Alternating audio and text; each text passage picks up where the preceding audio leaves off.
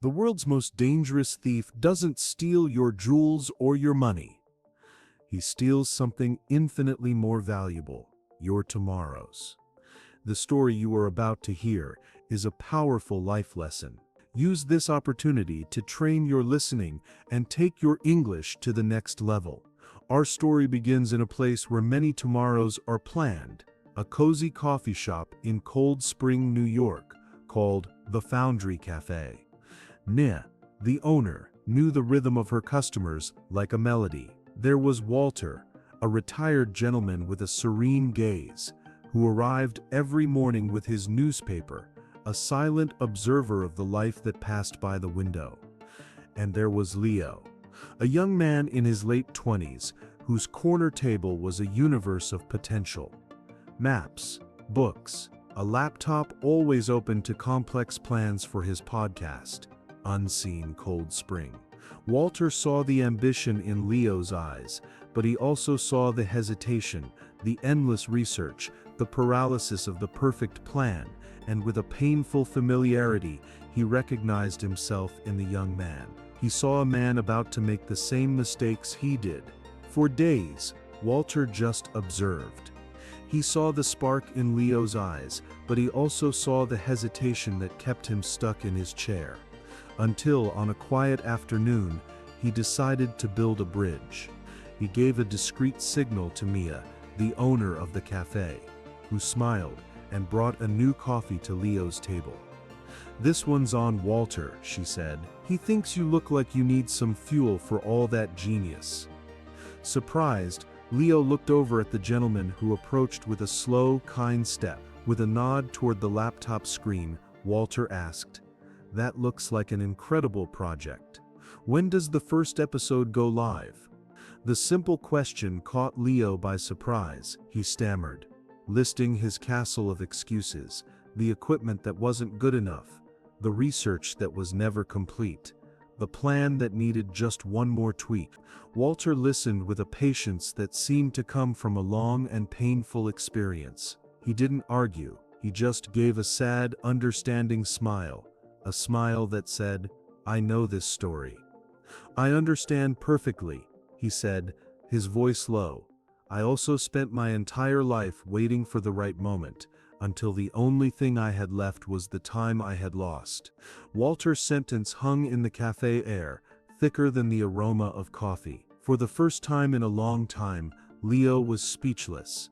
Walter then began to tell his story. His great dream, he explained, was to open a bookstore right there in Cold Spring. Not a big, impersonal store, but a refuge.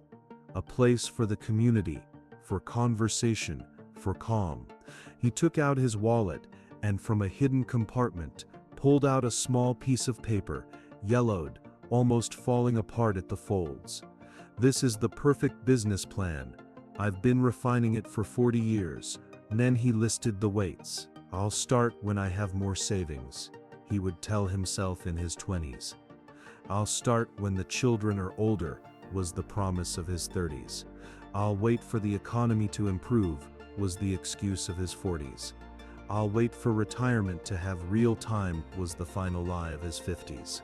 Each stage of life brought a new and perfectly reasonable reason to postpone, to wait for the perfect moment. To illustrate the trap of this waiting, Walter told a short story. Imagine two men who dreamed of sailing. The first one wanted to build the perfect boat. He spent years studying the best types of wood, drawing the ideal blueprint, waiting for the most expensive tools and the perfect weather conditions. He never hammered a single nail into the wood, paralyzed by the pursuit of perfection. Walter paused, looking directly at Leo. The second man, on the other hand, took the wood he had, the tools he could afford, and started building.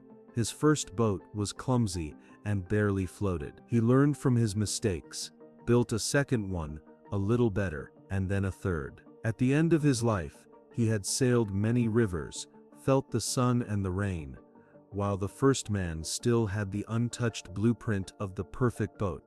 Don't be the man who never left the harbor, Leo. Life goes by too fast for you to always be waiting. The truth is, The perfect moment never exists. It's a mirage on the horizon that moves away every time you take a step toward it. The parable of the boat builders hung in the air between them, more potent than the aroma of coffee. Leo was silent, not out of embarrassment, but out of a deep and painful recognition. He saw himself, clearly, standing on the dock with his perfect plan in hand, while a fleet of imperfect boats sailed in the distance, living the adventure he only dreamed of. "Regret is a bitter teacher, Leo," Walter said, his voice soft. "But the good news is, you don't have to be my age to learn what I've learned. Let me share with you the 3 truths of action I wish someone had told me." He leaned in a little, as if telling a secret. First, the 5-minute rule. Inertia is a dream's greatest enemy.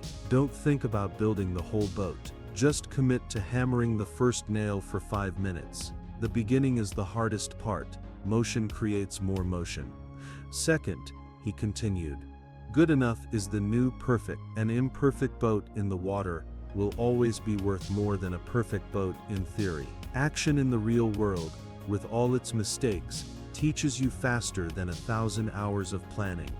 And third, and perhaps most important, confidence is a consequence, not a requirement. You are waiting to feel confident to start, but the truth is, you will only feel confident after you start. Act to feel confident, don't wait for confidence to act. As Walter spoke, Mia, the owner of the cafe, who was cleaning the counter pretending not to listen, paused for a moment, and a discreet and approving smile formed on her face. The 3 truths hung over the table, simple and undeniable. The conversation was over. There was nothing left to be said.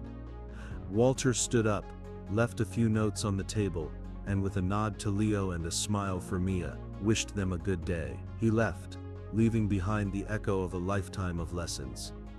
Leo was left alone with his thoughts, but for the first time, his mind wasn't a whirlwind of plans and doubts. It was a calm sea, with a single clear destination.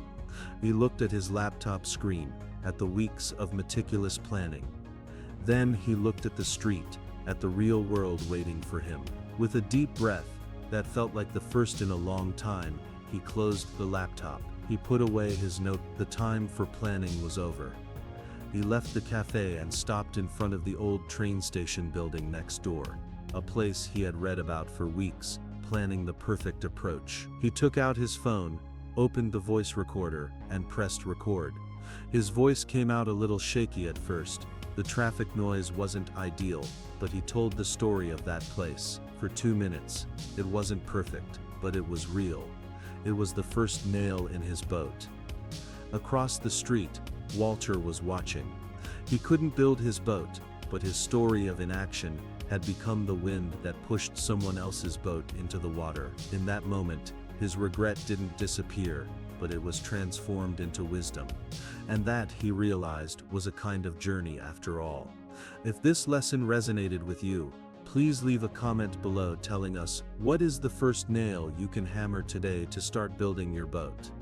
Like and share this video, so that more people can stop waiting and start living. And don't forget to subscribe for more stories that help you learn English. Until next time, start before you're ready, act despite the fear, and keep sailing.